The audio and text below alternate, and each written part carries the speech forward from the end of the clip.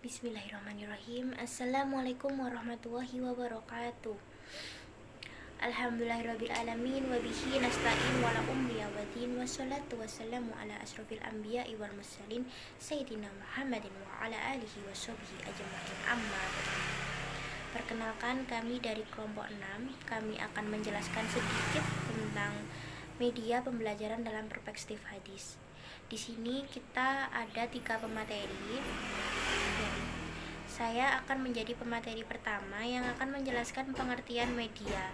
Yang sebelum ke pengertian media, saya akan menjelaskan tentang belajar. Belajar itu apa sih? Belajar adalah suatu proses yang kompleks yang terjadi pada diri seseorang sepanjang hidupnya. Proses belajar itu terjadi karena adanya interaksi antara seseorang dengan lingkungannya. Oleh karena itu, belajar bisa dilakukan di mana saja dan kapan saja. Salah satu pertanda bahwa seseorang telah belajar adalah adanya perubahan tingkah laku pada diri orang itu yang mungkin disebabkan oleh terjadinya perubahan pada tingkat pengetahuan, keterampilan, atau sikapnya. Interaksi yang terjadi selama proses belajar dipengaruhi oleh lingkungannya yang terdiri atas murid, guru, petugas perpustakaan, kepala sekolah, bahan atau materi pelajaran. Bahan atau materi pelajaran itu apa aja? Seperti buku, modul, lalu majalah, rekaman video atau audio. Berbagai sumber belajar dan fasilitas seperti proyektor, radio, televisi, komputer, dan lain-lain. Nah, mari kita masuk ke pengertian media. Media sendiri berasal dari bahasa Latin dan merupakan bentuk jamak dari kata medium, yang secara harfiah memiliki arti perantara atau pengantar.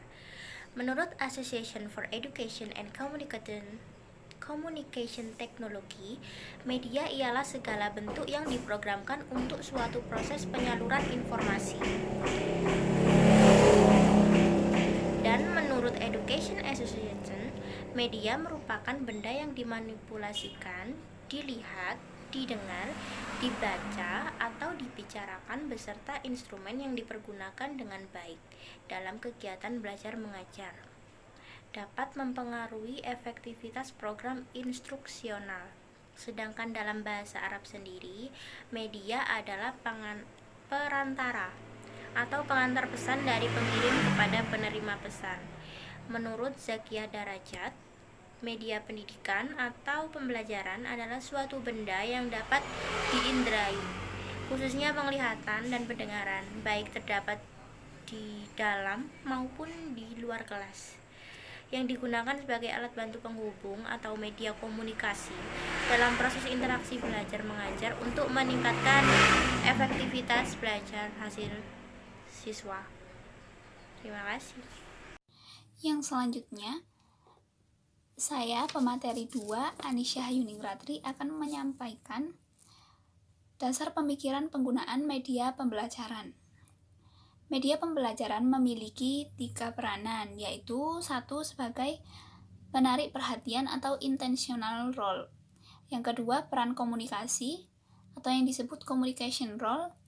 Dan ketiga, peran ingatan atau penyimpanan, retention role. Dalam melaksanakan tugasnya sebagai pendidik, guru perlu diawasi langkah-langkah dengan sumber ajaran agama sesuai firman Allah Subhanahu wa Ta'ala dalam Al-Quran surat An-Nahl ayat 44, yang artinya, kami turunkan kepadamu Al-Quran agar kamu menerangkan pada umat manusia apa yang telah diturunkan kepada mereka dan supaya mereka memikirkan. Dengan demikian, media dalam penyampaian pesan di sini adalah bahasa lisan sebagai pengantar pesan. Selanjutnya, secara lebih detail, media pembelajaran mempunyai peran yang sangat penting untuk meningkatkan efektivitas proses belajar mengajar sebagai berikut. 1. Memperkaya pengalaman belajar peserta didik. Yang kedua, ekonomis. Yang ketiga, meningkatkan perhatian peserta didik terhadap pelajaran. Yang keempat, membuat peserta didik lebih siap belajar. Yang kelima, mengikut sertakan banyak panca indera dalam proses pembelajaran. Yang keenam, meminimalisir perbedaan persepsi antara guru dan peserta didik atau siswa. Yang terakhir, menambah kontribusi positif peserta didik dalam memperoleh pengalaman belajar dan membantu menyelesaikan perbedaan pribadi antar peserta didik. Ada beberapa tinjauan tentang landasan atau dasar penggunaan media pembelajaran. Antara lain, landasan filosofis, psikologis, teknologis, dan empirik. Dalam pembelajaran ini artinya ialah memanfaatkan kemajuan teknologi untuk mengefektifkan proses pembelajaran dalam kegiatan pembelajaran atau pendidikan. Yang ketiga, media pembelajaran dalam perspektif hadis. Hadis membahas media pembelajaran terlebih dahulu akan penulis, bedakan dengan media atau alat pendidikan. Media pembelajaran pada dasarnya merupakan bagian dari media atau alat pendidikan, karena media pembelajaran salah satu bagian besar dari dua bagian media pendidikan. Media atau alat pendidikan meliputi dua macam, yaitu 1. Perbuatan pendidik, atau yang biasa disebut software atau imaterial, mencakup nasihat, teladan, larangan, perintah, pujian, teguran, ancaman, dan hukuman. 2. Benda-benda sebagai alat bantu, biasanya disebut hardware atau material, mencakup meja, kursi belajar, papan tulis, penghapus, kapur tulis, media, peta, OHP, dan sebagainya.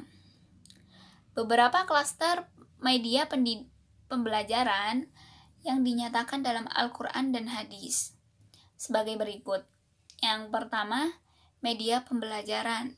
Ada radio, speaker. Yang kedua, media visual media, yaitu menggunakan gambar, menggunakan jari, menggunakan kerikil. Yang ketiga, media pembelajaran berbasis teknologi. Yang terakhir, alat pendidikan yang bukan benda atau imaterial. Baik, di sini saya akan menjelaskan tentang media pembelajaran dalam perspektif hadis yang tidak menggunakan alat atau benda. Sebagaimana yang telah teman kita jelaskan, yaitu tentang media pembelajaran yang menggunakan alat atau benda. Terdapat pula media pembelajaran yang tidak menggunakan alat atau benda, yang mana diantaranya yang pertama adalah keteladanan. Sebagaimana yang telah kita ketahui bahwasanya keteladanan itu adalah segala sesuatu perilaku, yang mana perilaku tersebut mampu untuk kita gunakan sebagai contoh, atau bisa kita gunakan sebagai tolak ukur perilaku kita dan perilaku orang lain. Sebagaimana di dalam Al-Quran surat Al-Ahzab ayat ke-21, yang mana di sana telah dijelaskan bahwasanya Allah telah menjadikan Nabi Muhammad sebagai suri tauladan terbaik untuk kita semua. Begitu pula seorang guru, yang mana seorang guru harus mampu untuk menjadi seorang suri tauladan terbaik bagi peserta didiknya. Sedangkan yang kedua adalah perintah dan larangan. Sebagaimana yang telah kita ketahui bahwasanya perintah itu adalah segala sesuatu yang harus kita kerjakan, dan larangan itu adalah segala sesuatu yang tidak harus kita kerjakan. Adapun peran perintah dan larangan dalam media pendidikan itu adalah sebagai sarana untuk mengarahkan peserta didik supaya mereka itu tahu apa yang seharusnya mereka lakukan dan apa yang tidak seharusnya mereka lakukan. Kemudian yang ketiga adalah ganjaran dan hukuman. Sebagaimana yang telah kita ketahui bahwasanya ganjaran itu adalah suatu apresiasi yang kita gunakan, suatu apresiasi yang kita berikan kepada seseorang dikarenakan orang tersebut telah melakukan sesuatu yang terbaik. Begitu pula dengan hukuman. Hukuman adalah segala sesuatu tindakan, yang mana tindakan tersebut kita berikan kepada orang lain, supaya orang lain tersebut tidak bisa mengulangi perbuatan kesalahan-kesalahan yang telah dilakukannya. Adapun peran ganjaran dan hukuman dalam media pendidikan yaitu sebagai sarana untuk membiasakan peserta didik supaya dia mampu untuk melakukan segala sesuatu dengan baik dan maksimal. Kemudian penjelasan selanjutnya yaitu tentang manfaat dan pengaruh media pembelajaran. Adapun manfaat dan pengaruh media pembelajaran antara lain yang pertama yaitu metode pembelajaran akan semakin bervariasi. Jadi, tidak hanya menggunakan komunikasi verbal melalui penuturan kata-kata oleh guru. Yang kedua, siswa akan lebih banyak melakukan kegiatan belajar. Sebab, siswa tidak hanya mendengarkan kata-kata oleh guru, tetapi dia juga akan melakukan aktivitas lain, hingga siswa tersebut akan mendemonstrasikan apa yang dilakukan oleh guru tersebut. Yang ketiga yaitu penjelasan akan lebih menarik perhatian siswa sehingga dapat menimbulkan motivasi belajar bagi siswa itu sendiri. Yang keempat yaitu untuk mengatasi keterbatasan ruang dan waktu serta daya indera. Yang kelima yaitu bahan pelajaran akan lebih jelas maknanya. Mungkin cukup sekian presentasi dari kami. Bila mana ada salah kata, kami mohon maaf sebesar-besarnya. Billahi taufiq wal hidayah. Wassalamualaikum warahmatullahi wabarakatuh.